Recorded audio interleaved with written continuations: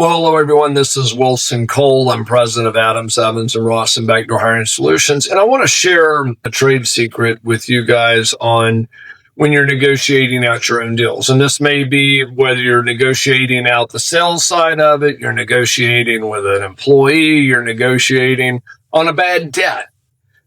It's a universal truth. Every now and then you want to go in, or you always want to go in where you're prepared for a negotiation. Do your homework. 10 minutes worth of preparation will save you 30, 40 minutes in catch up. But inevitably, in some discussion in a negotiation, there's going to be a piece of information that is brought up that you are unaware of.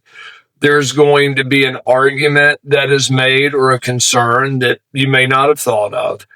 Or there in a sales presentation, there may be an opportunity to expand and get more business. A lot of times, whenever you get caught with the fear of the unknown, a lot of people will just fire from the hip and in their effort to get this thing resolved.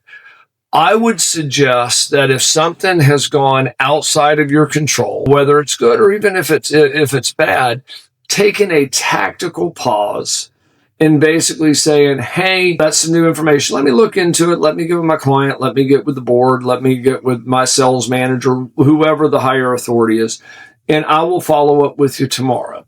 Versus trying to resolve it right there. Because sometimes their information taken out of context may look one way, but when you put it back into context, it looks totally different. Or a little bit of time for you to go back and take a look. One thing that we train all of our folks here, when we're negotiating, we're going to negotiate. And I don't mean to sound as arrogant as it is. The biggest thing is if you've done this for so long, you'll be number one. No one has ever collected more bad debt for staffing and recruiting firms than me. We're at $1.5 billion, and I would venture to say 500, 600 million of that is solely on me. The years. So I don't want you to think that you have to get it completed that day. If somebody makes an offer you're unsure of, or if there's some information, take a tactical pause. Go back into them following day. And I've had a lot of clients say, well, I don't want to lose the momentum. Sometimes losing the momentum is a good thing, even if it's on a sales contract. I think about a client that I was reading a case study back several months ago where a guy had spent 4 months preparing for this meeting, and he was going to have 28% or 29% margins after all costs. And they agreed to it. And they said, well, what if we double it?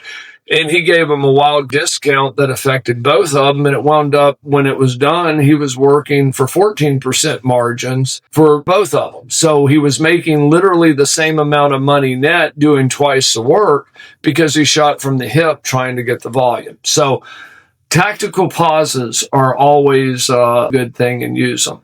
And you find you're presented with information that doesn't support your case. Don't concede it, because sometimes that information, if it's standalone, doesn't look good. But when you look at it at the full context, it has absolutely no bearing on anything. If we can help you with collections, visit us over at staffingdebt.com. If you'd like to learn how we can find backdoor hires for you for the last 2 years of your presentation, reach out to us at backdoorhires.com. Book a meeting with us. Thank you.